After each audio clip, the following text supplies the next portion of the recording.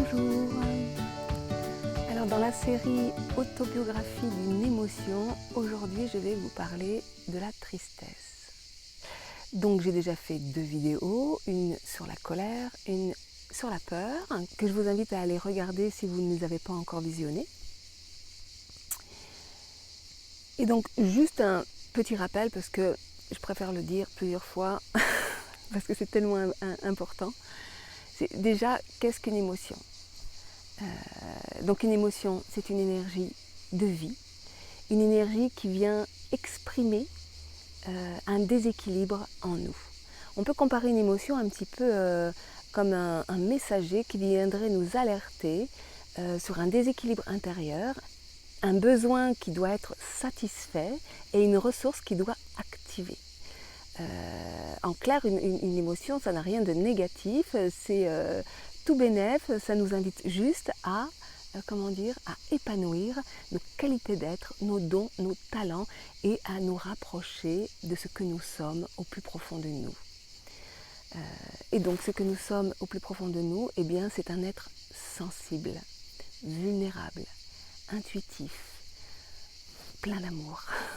Une émotion, c'est juste l'expression de l'amour de notre être qui se cherche à travers nous et qui a besoin de s'épanouir, de s'incarner dans la matière. Donc plus nous allons résister à l'émotion, plus nous résistons à ce que nous sommes, plus nous résistons à la vie, plus nous résistons à notre sensibilité, plus l'émotion va nous manipuler, plus elle va s'amplifier, plus elle va nous faire souffrir, parce qu'en fait, tel que je l'ai déjà expliqué, ce n'est pas l'émotion en elle-même qui nous fait le plus souffrir, mais qu'une émotion n'est pas forcément agréable, surtout en ce qui concerne la peur, la colère et la tristesse, puisqu'il y en a donc une quatrième qui est la joie. Mais on verra que ce n'est pas forcément ce qu'on croit non plus.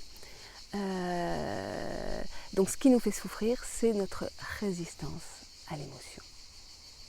Donc quel est le besoin qui se trouve, que vient exprimer la tristesse ? Donc la tristesse, eh bien, elle arrive toujours dans des situations de perte, de rupture, de séparation. Et ça, quelle que soit la perte, quelle que soit la rupture et la séparation, qu'on en soit auteur ou qu'on le subisse, c'est toujours la même chose. On peut par exemple se séparer d'une personne et on peut être triste derrière. C'est parce qu'on est auteur de l'action qu'on l'a décidé que ça ne va pas générer de tristesse. On peut décider par exemple de déménager et un déménagement, ça fait partie sur une échelle je dirais des traumatismes qu'on peut, enfin des ruptures et des séparations qu'on peut vivre. Ça apparaît en haut. Un déménagement, c'est une perte totale de repères. On quitte l'ancien pour aller vers du nouveau et du coup ça peut nous faire traverser des moments de tristesse voire même de déprime, c'est-à-dire qu'on va traverser ce moment flottant entre deux où on a quitté l'ancien, que le nouveau n'est pas encore installé et donc il faut le temps d'acquérir de nouveaux repères. Donc on peut perdre une personne chère, c'est-à-dire qu'une personne peut être décédée, un ami, un parent proche. On peut perdre notre animal préféré, on peut perdre un stylo auquel on tenait énormément, un foulard, on peut perdre un rêve, on peut perdre une illusion, on peut perdre... tout ça, eh bien, ça va nous faire traverser comme une sorte de processus de deuil. En fait, la tristesse, c'est vraiment une émotion très complexe. Elisabeth Kübler-Ross, qui a beaucoup travaillé sur les étapes du deuil, et donc elle a vraiment décliné cette émotion tristesse en plusieurs étapes. Donc, juste avant de passer dans les étapes, la tristesse émerge dans des situations de perte, de rupture, de séparation, et le besoin qui se trouve derrière, eh bien, c'est vraiment le besoin d'accueil et de reconnaissance, le besoin d'amour, de se coucouner, de prendre le temps vraiment de se prendre dans les bras ou peut-être d'être pris dans les bras des autres. Souvent on a un peu tendance à aller s'ouvrir dans les bras des autres, mais c'est surtout nous que nous devons accueillir, que nous devons apprendre à aimer avec ce vide intérieur, le temps que ce vide se remplisse de nouveau d'une nouvelle ressource pleine d'amour et de joie. puisque la tristesse, elle n'est pas faite pour s'installer comme n'importe quelle émotion. Une émotion est toujours éphémère, elle vient juste exprimer un message, et lorsque le message est accueilli, entendu, et qu'on accepte de traverser pleinement cette émotion, eh bien l'émotion disparaît pour laisser la place à un nouvel état d'être, de sérénité, d'intégrité, d'amour, de joie. Donc les étapes de la tristesse, qui sont aussi donc les étapes du deuil, Elisabeth Kübler-Ross, elle les compte au nombre de 5, je crois. La première étape qu'on va rencontrer, c'est le déni. Je viens de perdre quelque chose, quoi que ce soit, ça peut être un être cher, ça peut être... je viens d'apprendre mon licenciement, je viens de perdre mon stylo préféré, c'était ma grand-mère qui me l'avait offert, et ma grand-mère, je l'adorais, elle est décédée et il ne me restait plus que ça d'elle, ou peu importe, mon animal, enfin, j'apprends la nouvelle et là, le choc, paf, non, c'est pas vrai, le déni, c'est juste impensable, inconcevable, pas possible. Deuxième étape, là on va rentrer dans la colère. Oui, mais c'est pas possible. Alors, ça peut être la colère contre quelqu'un ou contre, si je viens de me faire licencier, ça va être contre l'employeur. Si c'est quelqu'un qui vient de me quitter, ça va être contre lui, enfin, ou ça peut être contre moi aussi. Et si j'avais fait ça, et si j'avais dit ça, et si l'autre machin, et si bidule, enfin, c'est la colère qui émerge. Ensuite, on va rentrer dans l'étape de la négociation. Quelque part, c'est mon Dieu, rendez-moi mon stylo, rendez-moi cette personne chère. Mais on sait bien que si on vient de perdre une personne, qu'elle est décédée, elle ne pourra pas reprendre son corps. Mais à un moment donné, on négocie et il faut que ça change, quoi. C'est pas possible. Donc là, on rentre dans la négociation. Et puis là, on va entrer dans la quatrième étape qui est l'étape à proprement dite de la tristesse, de la déprime, vraiment. C'est-à-dire qu'à un moment donné, c'est je suis triste et là je pleure. Là vraiment, et quand on est dans cette étape-là, d'ailleurs, parce que on peut bloquer à n'importe quelle étape. On peut bloquer au déni, non, c'est pas vrai. Donc du coup, c'est principe de réalité, non, c'est pas vrai et je ne veux pas. Et donc c'est on ne peut même pas vivre le processus de deuil jusqu'au bout, on ne peut pas se séparer, on est collé, c'est ce qui va se passer un petit peu, dans les traumas. C'est-à-dire que le traumatisme il est tellement fort qu'à un moment donné c'est non, et donc là ça va créer une coupure et on est killé. Il y a une partie de nous à un moment donné qui se coupe et que c'est pas possible, voire même on peut oublier l'événement. Il peut y avoir plein on peut oublier l'événement, on peut développer une phobie, on peut développer... il y a des choses des stratégies qui vont se mettre en place, mais à un moment donné, il y a un truc qui coupe. Donc quand là, ça bloque au niveau du déni. Ça peut bloquer au niveau de la colère, ça peut bloquer au niveau de la négociation, mais tant qu'on est dans ces premières étapes-là, il y a quelque chose qui ne peut pas s'intégrer. Et puis, ça peut se bloquer au niveau de la déprime. Et c'est là où on peut rentrer dans ce qu'on appelle du deuil pathologique, des tristesses infinies, des mélancolies, des dépressions. La dépression, c'est à un moment donné, c'est quand on n'arrive pas à faire le deuil de choses passées, pour tout un tas de raisons. Parce qu'on n'a jamais pu l'exprimer, et si on n'a jamais pu l'exprimer, c'est peut-être parce qu'on n'a jamais été accueilli, entendu, ou qu'on culpabilise, ou je dirais qu'on a du mal à se croire soi-même, donc comment effectivement être cru par les autres. Enfin bon, bref, la dépression, c'est vraiment lorsqu'on bloque dans cette étape-là de tristesse qu'on n'arrive pas à vivre, parce que là, ce qui nous est demandé, c'est vraiment le lâcher-prise. Et là, la qualité qui nous est demandé d'épanouir en nous, c'est le lâcher-prise. Et c'est là où on arrive à la cinquième étape, qui est l'acceptation totale. C'est-à-dire que lorsque j'ai traversé toutes les étapes et que je me suis laissée mourir à moi-même, quelque part, c'est-à-dire qu'il y a vraiment quelque chose qui s'abandonne complètement dans les bras de la vie, on accepte complètement d'être triste et oui, de mourir à soi-même, de mourir à ce qui est, de laisser l'ancien. Et là, en fait, on arrive dans cette étape de l'acceptation et c'est là où vraiment il y a de nouvelles qualités, vertus qui apparaissent et comment dire, des réponses, des solutions, des actions qui vont pouvoir se mettre en place. Par exemple, si j'ai perdu mon écharpe préférée que j'ai vraiment besoin d'une écharpe, je vais pouvoir aller m'en racheter une. Pareil pour un stylo, j'ai plus rien pour écrire. Alors bien entendu, on ne va pas pouvoir remplacer la personne qui est décédée ou qui nous a quittés, sauf qu'il peut y avoir un nouvel élan qui est là. Par exemple, moi je me suis aperçue que lorsque l'on fait véritablement le deuil d'une personne que l'on a aimée, eh bien qu'est-ce qui va se passer? C'est que profondément, qu'est-ce qui fait qu'on aimait cette personne? C'est qu'elle avait des qualités qui nous faisaient du bien, qui nous nourrissaient, et que ces qualités, peut-être tout simplement, il nous est demandé de les intégrer en nous pour continuer à les faire vivre en nous. Et c'est comme ça que finalement, on continue à faire vivre la personne à travers nous. Et donc ça, c'est précieux. La tristesse, c'est vraiment une émotion qui nous permet de nous séparer. Et donc, de grandir quelque part. Ça nous permet de nous séparer, ça nous permet de nourrir des nouvelles valeurs d'autonomie affective, d'autonomie psychologique, de pouvoir continuer sur notre propre chemin, de nous séparer, de grandir, de nous agrandir, de nous rapprocher de qui nous sommes, de nous fortifier, de nous affirmer dans des valeurs les plus profondes. Et c'est ce qui permet donc à l'enfant de se construire et de se séparer de ses parents en fait.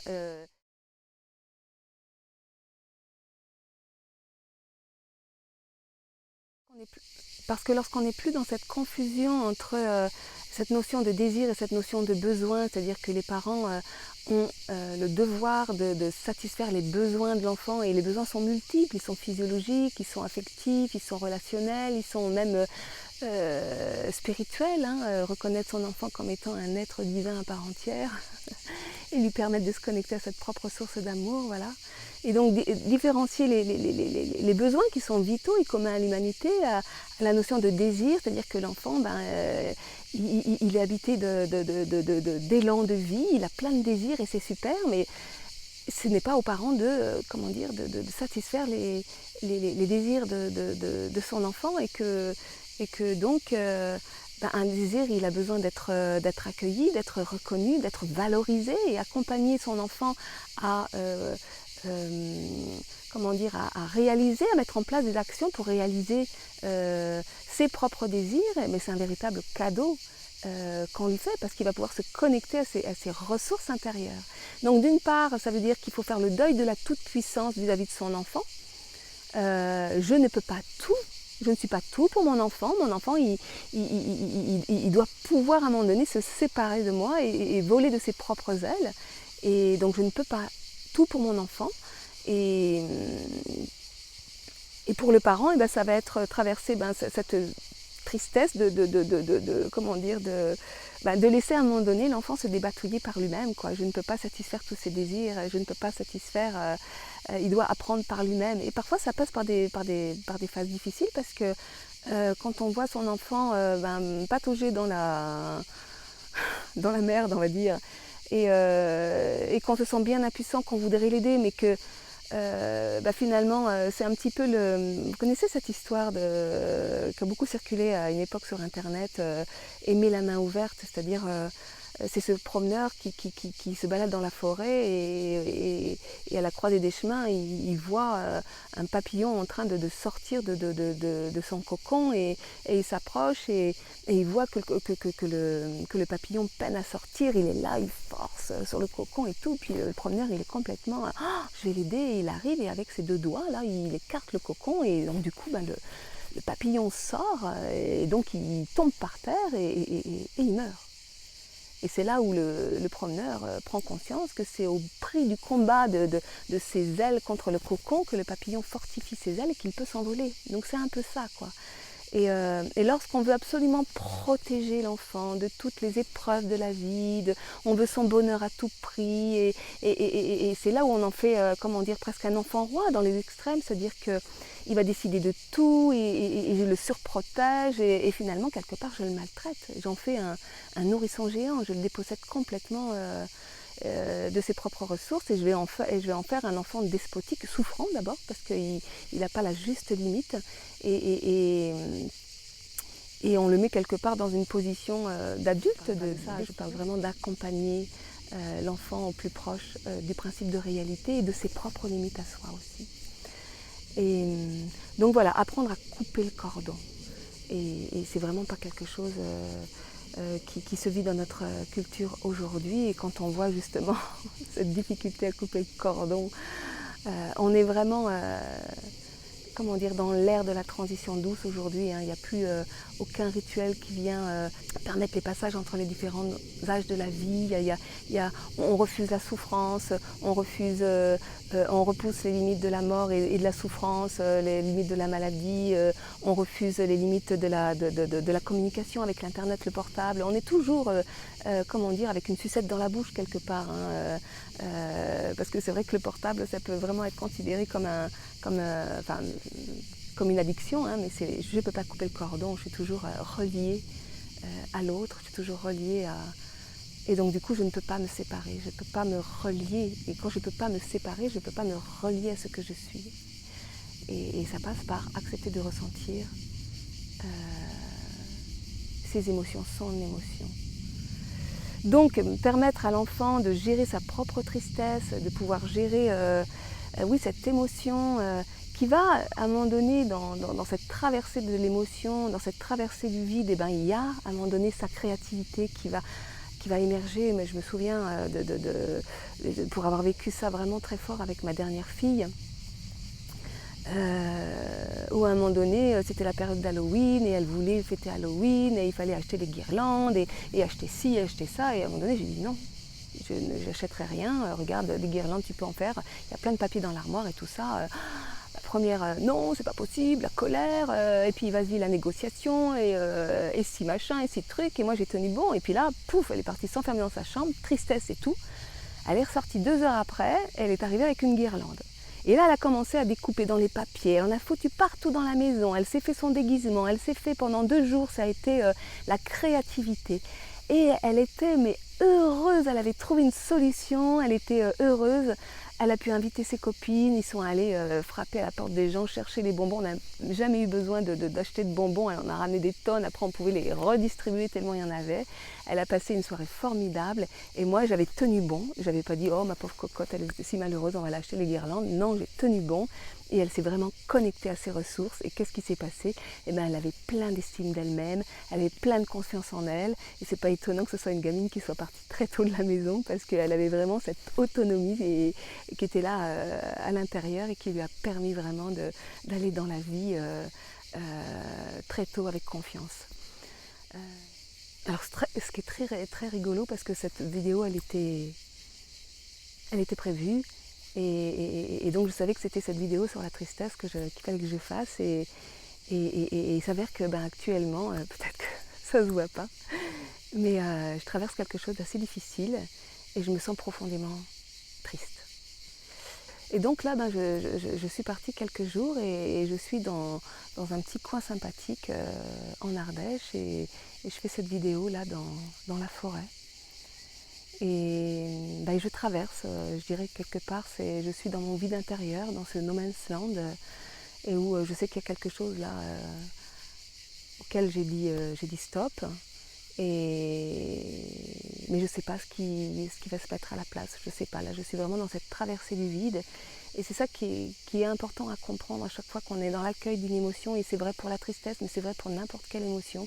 À un moment donné, c'est vraiment accepter de ne pas savoir. C'est-à-dire, je traverse cette émotion, je la ressens, j'accueille aussi les résistances émotionnelles quand elles sont là. Ça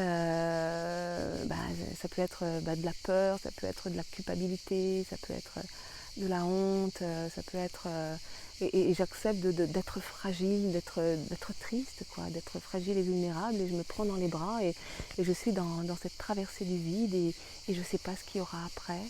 Tout ce que je sais, parce que j'en ai fait l'expérience à plusieurs reprises, c'est qu'à un moment donné, il y a quelque chose de nouveau qui émerge, la réponse juste, l'action juste, il y a un nouvel espace qui s'ouvre en moi et peut-être chez l'autre, quand quelquefois la tristesse se joue dans le cadre d'une relation, d'une séparation avec quelqu'un. Et que quand j'ai traversé profondément cette tristesse, quand je me suis laissée vraiment mourir à ce qui était pour accepter de façon inconditionnelle ce qui arrive de nouveau, et bien là il y a quelque chose de magique qui se passe. Et de nouveau la joie, la joie d'être se remet en place avec quelque chose de plus grand à l'intérieur. Et la prochaine vidéo, ce sera sur la joie. Donc, j'espère que la joie sera pleinement revenue. Pour l'instant, je vais vous laisser et je vais retourner dans l'accueil de ce moment difficile, mais que je sais extrêmement salvateur.